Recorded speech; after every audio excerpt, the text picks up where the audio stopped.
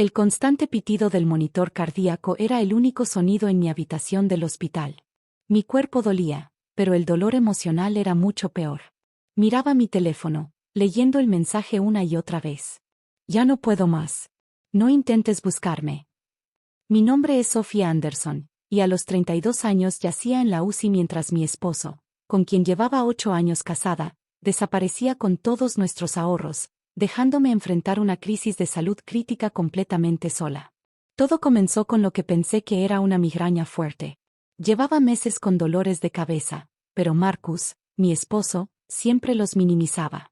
«Estás estresada por el trabajo», decía sin levantar la vista de su teléfono. Pero esta vez fue diferente. El dolor era insoportable y mi visión empezó a nublarse. Llamé a Marcus al trabajo, con la voz temblorosa. «Necesito que me lleves al hospital». Hubo un largo silencio antes de que respondiera. «Estoy en una reunión importante. ¿No puedes pedir un Uber?». Esa debió ser mi primera señal. Cuando llegué a urgencias, apenas podía mantenerme en pie. Los doctores actuaron rápido. Palabras como aneurisma y cirugía inmediata flotaban a mi alrededor. A través de la niebla del dolor, los escuché tratando de contactar a Marcus. No contestaba. La doctora Sarah Michey, mi neuróloga, fue la primera persona que mostró verdadera preocupación más allá de mi condición médica. «Tu esposo debería estar aquí», dijo con firmeza, frunciendo el ceño mientras revisaba mis papeles de admisión. «¿Has tenido algún tipo de estrés inusual en casa?». No respondí. ¿Cómo podía explicarle que Marcus se había vuelto cada vez más distante el último año? Que nuestras cuentas conjuntas mostraban transferencias extrañas que no podía cuestionar porque él siempre manejaba el dinero. La cirugía se programó para la mañana siguiente. Pasé la noche sola, enviando mensajes que nunca obtuvieron respuesta.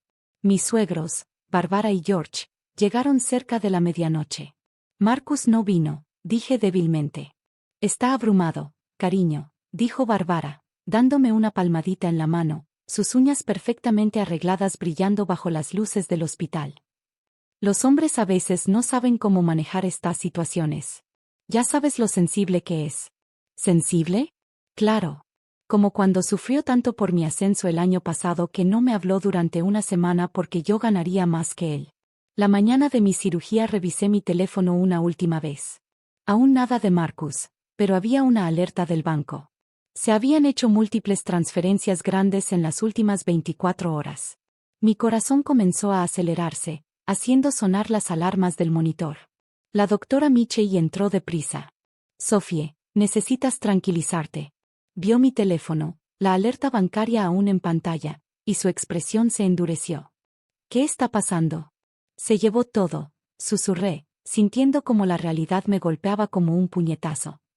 «Mientras yo estoy aquí, él». En ese momento Barbara y George irrumpieron en la habitación. «Acabamos de recibir un mensaje de Marcus», anunció Barbara con una voz falsamente alegre. «Dice que necesita tiempo para pensar. Que lo siente, pero que todo esto es demasiado para él. Tenemos que respetar sus sentimientos». La doctora Michey levantó la cabeza bruscamente. ¿Respetar sus sentimientos? Su hijo vació sus cuentas mientras su esposa necesita una cirugía de emergencia. George dio un paso al frente, el rostro rojo. «Mire, doctora, esto es un asunto de familia. Sophie lo entiende, ¿verdad, querida? Marcus siempre ha sido sensible con los hospitales desde que murió su padre. Solo necesita tiempo para procesarlo». «¿Procesar qué?», intervino la doctora Michey. «¿Abandonar a su esposa? ¿Robarle su dinero? Esto no se trata de sensibilidad. Se trata de un delito». Barbara soltó un jadeo. «¿Delito? No sea ridícula. Marcus jamás haría eso. Solo está confundido. Sophie, dile que no presentarás cargos. Ya sabes cómo se pone Marcus cuando se siente acorralado». Yo yacía ahí, con lágrimas deslizándose por mi rostro, recordando todas las veces que había justificado la sensibilidad de Marcus, las reuniones familiares a las que no iba, el control sobre nuestro dinero, los comentarios hirientes disfrazados de preocupación. La doctora Michey se colocó entre mí y mis suegros. «Voy a llamar a seguridad del hospital, y a la policía, señora. Anderson está a punto de someterse a una cirugía mayor, y lo que necesita es apoyo, no manipulación. Si no pueden ofrecer eso», dijo la doctora Michey con firmeza. Tendrán que retirarse. Pero somos familia, protestó Bárbara. La familia no abandona a alguien en su hora más oscura, replicó la doctora con voz serena pero cortante. Ahora, por favor, salgan. Necesito hablar con mi paciente en privado. Mientras se iban, murmurando algo sobre exageraciones y malentendidos, la doctora Michey se volvió hacia mí. Sophie, hay algo más que necesitas saber. Vi las cámaras de seguridad del estacionamiento del hospital de ayer. Tu esposo sí estuvo aquí. Mi corazón se detuvo. ¿Qué? Entró, preguntó por tu estado y se fue enseguida después de hablar con el departamento financiero. No creo que haya sido una reacción impulsiva. Creo que lo planeó. El monitor empezó a pitar más rápido mientras las implicaciones se hundían en mi mente. Marcus no me había abandonado por miedo o confusión. Había esperado a que estuviera indefensa para hacer su jugada. La doctora Michey apretó mi mano. Vamos a posponer la cirugía unas horas. Llamaré a la policía y nos aseguraremos de que estés protegida, médica y legalmente. No estás sola en esto, Sophie. Por primera vez desde que comenzó esta pesadilla, sentí un destello de esperanza. Tal vez ya no tenía que seguir siendo la esposa comprensiva y silenciosa. Tal vez era hora de que alguien más empezara a entender, como un juez. Los días después de mi cirugía pasaron entre la recuperación y las revelaciones. Cada nuevo descubrimiento se sentía como otra traición, otra grieta en la vida que creía tener. La doctora Michey cumplió su palabra. Antes de que despertara de la cirugía, no solo había contactado a la policía, sino también al departamento legal del hospital. Las cámaras de seguridad mostraban a Marcus pasando casi una hora en el hospital, visitando diferentes áreas, reuniendo información sobre mi condición y haciendo llamadas. La detective Lisa Torres se sentó junto a mi cama, con su libreta abierta. Señora Anderson, hemos rastreado los movimientos de su esposo. No solo vació sus cuentas conjuntas. Ha estado moviendo dinero de forma sistemática durante meses. Los retiros grandes del día que ingresó al hospital fueron solo el paso final. Miré al techo, tratando de asimilarlo.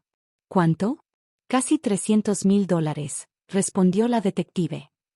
También sacó una segunda hipoteca sobre su casa hace 3 semanas, usando firmas falsificadas.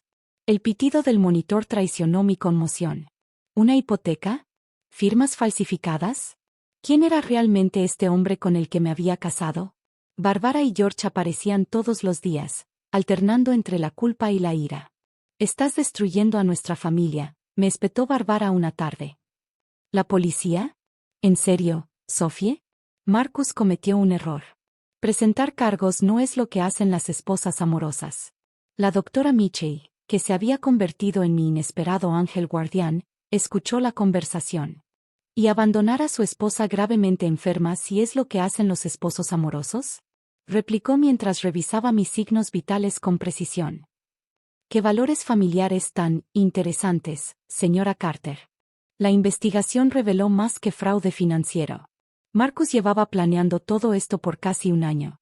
Tenía un departamento secreto en otra ciudad registrado con un nombre falso. La policía encontró recibos de joyas y restaurantes caros, cenas con otra persona, mientras yo trabajaba horas extra para contribuir a lo que creía era nuestro futuro. Una mañana, la detective Torres entró con un fajo de documentos. Encontramos esto en su apartamento. Marcus estuvo investigando pagos de seguros médicos por condiciones similares a la suya.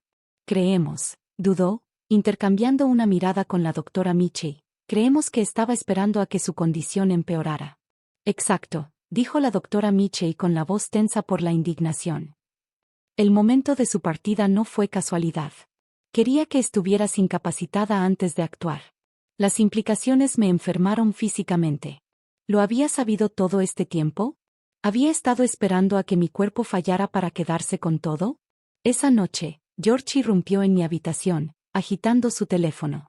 Marcus nos llamó. Está dispuesto a volver si dejas toda esta tontería de los cargos. Dice que incluso compartirá el dinero contigo. ¿No es generoso? Solo deja de actuar de manera tan vengativa. Lo miré, a este hombre que había criado a un hijo capaz de abandonarme durante una cirugía cerebral, y encontré mi voz. ¿Generoso? Dije, incorporándome pese al dolor. Tu hijo robó mi dinero, falsificó mi firma y me dejó morir. No está siendo generoso, está tratando de evadir las consecuencias. Mira, jovencita, empezó George. No, el que va a mirar eres tú, lo interrumpí. Durante 8 años he visto cómo tú y Bárbara justifican todo lo que Marcus hace. Su sensibilidad con mi carrera, su control del dinero, su necesidad constante de aprobación. Ustedes ayudaron a crear este monstruo al no hacerlo responsable de nada. Pues adivinen qué, alguien por fin lo hará. La habitación quedó en silencio. Hasta las máquinas parecían callar. La policía tiene todo, continué, con la voz cada vez más firme. Los videos, los documentos falsificados, las pruebas de premeditación. Tu hijo no tuvo una crisis. Lo planeó todo. Y ya terminé de protegerlo. El rostro de George se tornó morado de furia. Ingrata. Ya basta. La voz de la doctora Mitchell cortó el aire como un bisturí. Estaba en la puerta, flanqueada por guardias de seguridad. Señor Carter, su presencia ya no es bienvenida aquí. Salga antes de que lo hagan sacar. Mientras se lo llevaban, la doctora Mitchell se volvió hacia mí con una pequeña sonrisa. Tus últimos estudios se ven bien. La cirugía fue un éxito y tu recuperación va por buen camino. Eres más fuerte de lo que imaginas, Sophie. Mucho más fuerte. Al mirarla, me di cuenta de algo. Al perder a mi esposo y a su familia, había ganado algo inesperado: mi voz, mi fuerza y aliados que valoraban la verdad por encima de las apariencias. La policía había congelado las cuentas conocidas de Marcus, pero la detective Torres me advirtió que recuperar todo tomaría tiempo. Está escondiendo dinero, me explicó. Pero lo encontraremos. Gente como él siempre comete errores. Creen que son demasiado listos para ser atrapados. Pensé en Marcus, en su imagen tan cuidadosamente construida de hombre sensible y refinado. Seguramente esperaba que yo me quedara callada, que aceptara su abandono como otra muestra de su naturaleza delicada. Pero, en realidad, había creado su propia caída. Esa noche, antes de dormir, recordé algo que mi abuela solía decir. La verdad siempre sale a flote, como un corcho en el agua. Puedes intentar hundirla, pero siempre vuelve a subir. Marcus había escondido su verdadera naturaleza por años. Ahora todos la verían salir a la superficie. 6 meses después de la desaparición de Marcus, estaba de pie en mi sala recién remodelada. La luz entraba por las ventanas, ya libres de los recuerdos de su presencia. La casa se sentía diferente ahora, más ligera, en paz. La detective Torres tenía razón, gente como Marcus siempre comete errores. Su plan de escape, tan meticuloso, tenía una gran falla: el orgullo. No pudo resistirse a presumir su nueva vida en redes sociales desde una cuenta falsa, publicando fotos de lugares exóticos y compras extravagantes. Su intento por alardear de su libertad se convirtió en su ruina. Rastreábamos las direcciones IP, me explicó la detective durante su última visita.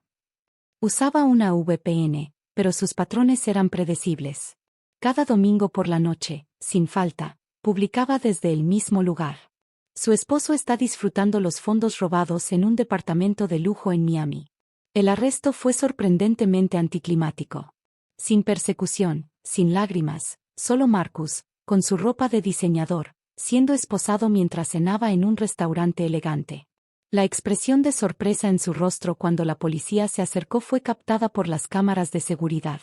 Un momento en que la realidad destruyó su fantasía cuidadosamente construida. Bárbara y George hicieron un último intento por intervenir, apareciendo sin avisar en mi casa. Aceptó declararse culpable, dijo Bárbara, abrazando su bolso de diseñador como si fuera un escudo, pero pide clemencia. Si hablas con el juez, dile que todo fue un malentendido. Dejé que sus palabras se apagaran en el aire antes de responder. El único malentendido fue creer que ustedes eran mi familia. Una familia no defiende el robo ni el intento de asesinato. ¿Asesinato?, gritó George. Ahora estás siendo dramática. La doctora Mitchell, que se había convertido en una gran amiga y estaba cenando conmigo esa noche, dio un paso al frente. Señor Carter, dijo con calma, su hijo retiró todo el apoyo económico de su esposa justo antes de una cirugía cerebral crítica. Falsificó documentos, robó su dinero y la dejó sin recursos para pagar su tratamiento. ¿Cómo le llamaría usted a eso? Se fueron sin responder. No he vuelto a saber de ellos. El proceso legal avanzó rápido. Marcus se declaró culpable y recibió una sentencia considerable: 8 años de prisión por fraude, robo y poner en peligro la vida de otra persona. El juez fue especialmente severo tras escuchar el testimonio de la doctora Michei sobre la planificación y el momento de sus acciones. Esto no es simplemente un fraude financiero, declaró el juez. Es un intento calculado de beneficiarse de la crisis médica de su esposa. Este nivel de traición y peligro no puede ser ignorado. La restitución fue enorme. Cada centavo debía ser devuelto con intereses. Las cuentas ocultas fueron descubiertas, la segunda hipoteca anulada por fraude, y todos sus bienes liquidados. Pero la mayor victoria no fue económica. Fue descubrir mi propia fuerza. La doctora Michei estuvo a mi lado en todo momento, desde mi recuperación médica hasta mi sanación emocional. ¿Sabes?, me dijo una tarde mientras compartíamos té en mi jardín. Cuando te vi por primera vez en el hospital, algo en tus ojos me dijo que eras una luchadora. Solo necesitabas que alguien peleara a tu lado por una vez. Tenía razón. Con el apoyo adecuado, florecí. Mi recuperación superó las expectativas, y regresé al trabajo con una nueva perspectiva y determinación. La empresa donde trabajaba, al conocer mi historia, me promovió a dirigir su nuevo programa de bienestar para empleados, transformando mi experiencia en una forma de ayudar a otros. Fundé un grupo de apoyo para sobrevivientes de abuso financiero, compartiendo mi historia para que otros pudieran reconocer las señales que yo no vi. El control sutil, la manipulación emocional, la sensibilidad usada como escudo para evitar responsabilidades. La casa que Marcus intentó hipotecar se convirtió en un símbolo de mi transformación. La renové por completo, eliminando cada rastro de nuestra antigua vida. El cuarto de hombres que él tanto defendía se transformó en mi estudio de arte. Su preciado sillón de piel fue donado, y en su lugar coloqué un hermoso rincón de lectura, lleno de libros que él solía llamar compras inútiles. Un año después de mi cirugía, celebré una fiesta llamada Nuevos Comienzos.